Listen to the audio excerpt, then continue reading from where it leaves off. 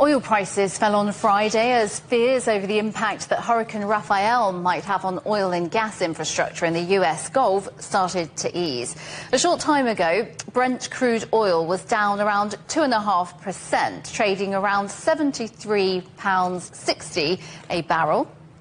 And US oil dollars is down by a similar margin. A short time ago, it was just over $70 a barrel. Meanwhile, the former boss of BP says the global demand for energy is set to soar as our demand and reliance on new technology grows. Speaking to CGTN, Bob Dudley warned the growth of data centres will impact our ability to move away from gas and oil. Our correspondent Li Jinhua has the story. Well, right now, the global energy markets have been fairly stable, and the price of oil has been sort of drifting downward a bit. There's a developing shortage, I think, in LNG over the next couple of years, I think. But I would say the energy markets today are settled, but it's within an area of the world which is really noisy, where there's potential conflicts, the Russia-Ukraine conflict, what's happening in the Middle East. Those things do not really have affected the prices of energy right now, but there's uncertainty there. The other thing that people watch very carefully is the growth rates out of China.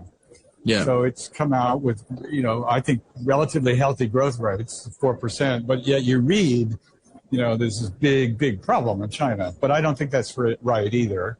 But that can move commodity prices in general. You seem to be quite positive about that. Does this come back to the point of the current geopolitical tensions, particularly in the Middle East and Eastern Europe, as you mentioned?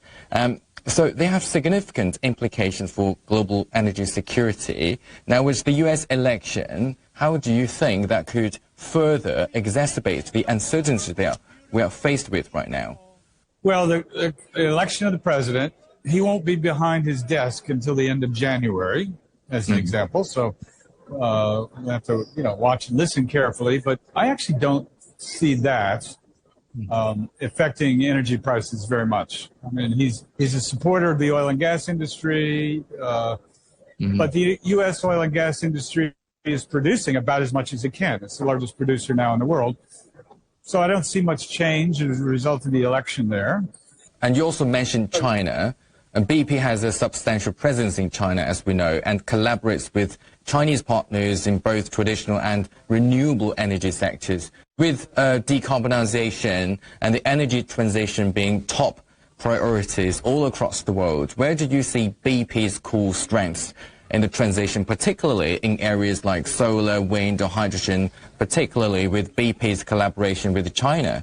Well, BP has been, of course, very strong in oil and gas, and for many years, and chemicals, not so much now. At one point, it had the third largest solar company in the world, and now it has a pretty big solar development. The thing that's changing the world on the energy transition, which people don't realize, and I think it's been turned on its head, is the amount of energy required to run these new data centers, big data centers. Yeah. And one big company in the United States is opening a new one every 3 days. And this is an enormous draw of energy and demand going up. And everyone would like to do those data centers with renewable energy, but I think you're going to need lots of natural gas. And that's an area that is changing the world, and it's going to impact, I'm sure, China as well. And if you're building data centers, you can't do it all with solar and wind. You need other kinds of power. So that's going to change many things. That's not so much a BP thing. But this is one of the greatest changes in the energy sector that I've seen in my entire career in terms of this new source of demand for energy, particularly natural gas.